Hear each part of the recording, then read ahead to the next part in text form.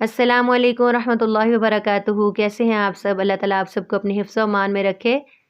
आज मैं आपसे रेसिपी शेयर कर रही हूँ तिल के लड्डू की। तिल की पिन्नी भी आप कह सकते हैं, तिल के लड्डू भी कह सकते हैं। तो यहाँ पे मैंने ले लिए हैं हाफ़ केजी तिल और 2 डलियाँ जो मीडियम साइज़ की होती हैं वो मैंने गुड़ की ली थी। तकरीबन 250 ग्राम इनका वज़न बनता है। हाफ़ से भी कम कप मैंने लिया है पानी का। बस ये 3-4 चीज़ें हैं जिससे हम ये तिल के लड्डू बनाएँगे। बड़े ही ये मज़े के बनते हैं। विंटर आ रहा है तो इस तरह के स्नैक्स बहुत अच्छे लगते हैं।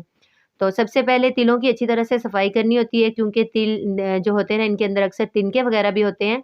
तो वैसे तो आप किसी सुपरमार्केट से लें तो ये बिल्कुल साफ़ ही मिलते हैं, लेकिन अगर आप किसी घर वगैरह से ले रहे हैं ना, तो फिर या किसी लोकल शॉप से ले रहे हैं तो फिर इनमें थोड़ा-सा कचरा होता है, तो वो अच्छी तरह से साफ़ करना पड़ता है। तो सबसे पहले हम करेंगे कि गुड़ को पानी में डाल के तो इसको मेल्ट होने के लिए रख देंगे। और अच्छी तरह से इसको हम बिल्कुल लो फ्लेम पे इसको गुड़ को अच्छी तरह से पानी में डिज़ोल्व कर लेंगे।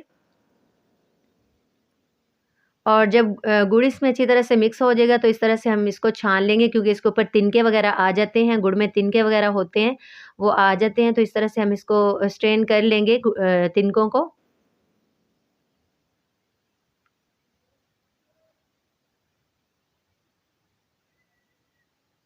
अब हम इसका फ्लेम थोड़ा-सा हाई कर देंगे और इसको पकने देंगे, यानी इसको बॉयल आने देंगे।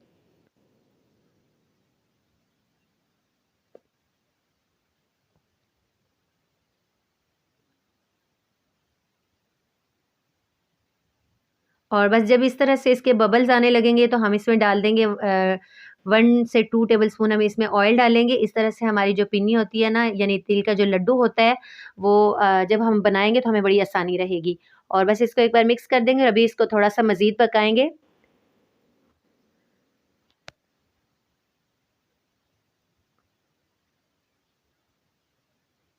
और जब अच्छी तरह से इसके बबल्स बनने लगेंगे तो हम एक बार इसको चेक कर लेंगे कि ये इस तरह से हाथों के साथ चिपकना शुरू हुई है या नहीं।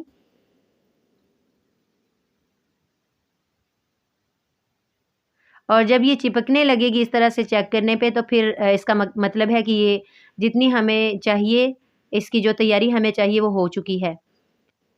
तो पहले जब मैंने चेक किया था तब इसमें इस तरह से नहीं ये चिपक रहा था, तो फिर मैंने 5 मिनट के लिए और पकाया था। तो अब ये चिपकने लगा है, तो अभी हम इसमें डाल देंगे, इस पॉइंट पे हम इसमें तिल डालेंगे और यहाँ पे फ्लेम जो है वो मीडियम ही है। और तिल डालने के बाद इसको अच्छी तरह से मिक्स करना है। अच्छी तरह से इसको मिक्स करके हम इसको बिल्कुल, इसका जो मिक्सचर है ना वो ड्राई बनाएँगे। अगर थोड़ा-सा भी पानी होगा तो हमारे लड्डू जुड़ेंगे नहीं, तो इसलिए हमने जो पानी है उसको बहुत अच्छी तरह से ड्राई करना है।